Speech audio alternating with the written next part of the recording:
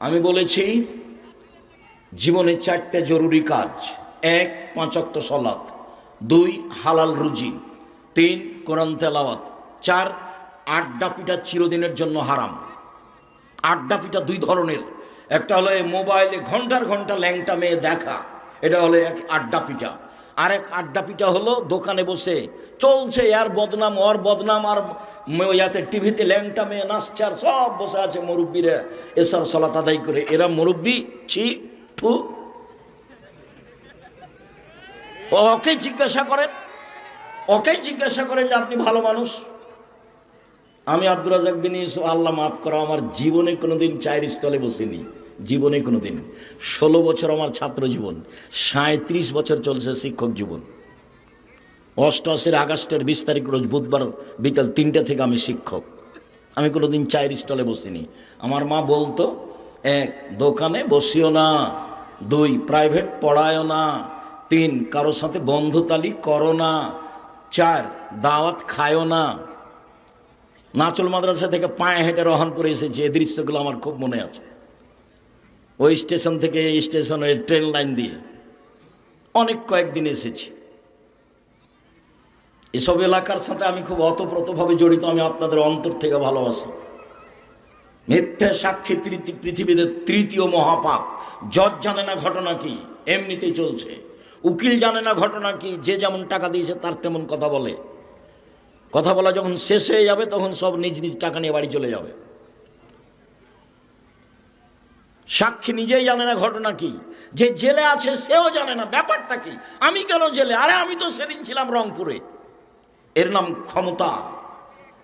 বেশি ক্ষমতা দেখায়েন না। সময় 45 মিনিট। সময় কত? 45 মিনিট। জুলুমের ফলাফল এইটা, অন্যায় অরাজকতা অবিচারের ফলাফল এইটা। ফেরাউনের এর চেয়ে কম 2-3 মিনিট, ডুবলো নাই। ফেরাউন আধ সামুদ্র এর চেয়ে কম, হঠাৎ বিদ্যুৎ আসলো নেই।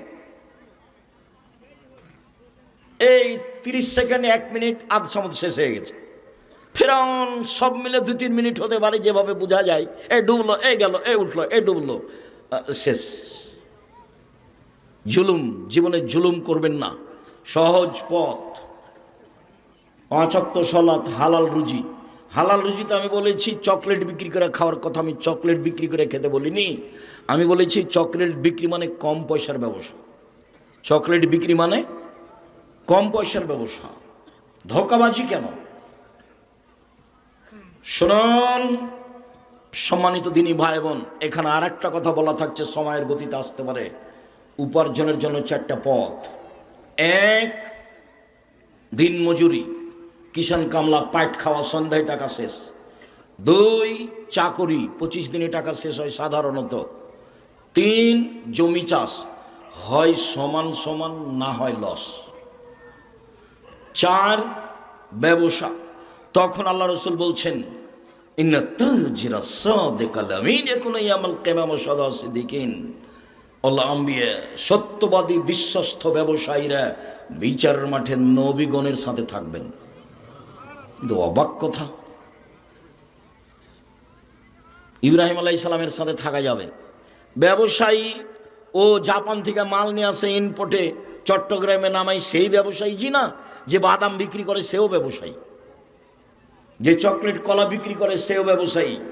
সত্যবাদী হতে হবে। ঘটনা এমন কেন সেটা অন্য সময়ে। 1, দিন মজুরি। আল্লাহ রসুল বললেন, ঘাম শুকানোর আগে টাকা দিয়ে দাও, টাকা দিয়ে দাও। কিষান কামলার টাকা সন্ধ্যায় দিয়ে দাও। আর চাকরি, মাসিক বেতন নির্ধারিত করলেন। তারপর বলেন, এই সাবধান, যা বেতন দিয়েছিস সেটাই। কোন রকম করে যদি আবার টাকা ইনকাম করো তাহলে এটা আত্মসাৎ, সাবধান। 3, জমি চাষ। অন্তর শক্ত হয়ে যায়, পছন্দ করছেন আল্লাহ নবী। অন্তর শক্ত হয়ে যায় জমি চাষে, মানুষ ভীরু হয়ে যায়, মানুষ সঠিক পথে আগাতে পারে না জমি চাষ। তাহলে 3টেরই খুব ভালো ফল বললেন না। 4, ব্যবসা। তখন বলছেন সত্যবাদী বিশ্বস্ত ব্যবসায়ীরা নবীদের সাথে জান্নাতে থাকবেন। শুধু তাই নয়, আবার বলছেন, ইয়া মাশারাত তুজ্জার, হে ব্যবসায়ীরা শোনো, ইন্নাল বায়আ ইয়াহজারুল কিযব ওয়াল হালাফ। ব্যবসাতে মিথ্যা কথা চলে আসে, কসম চলে আসে, ব্যবসাতে মিথ্যা কথা চলে আসে, কসম চলে আসে, অজান্তে চলে আসে। ফাসুবহু সাদকা, দান করে মিটিয়ে দাও। ব্যবসার সময় এভাবে বললেন। শুধুমাত্র ব্যবসা করে আপনি জাতির উপকার করতে পারেন, অসহায় মানুষের পাশে দাঁড়াতে পারেন।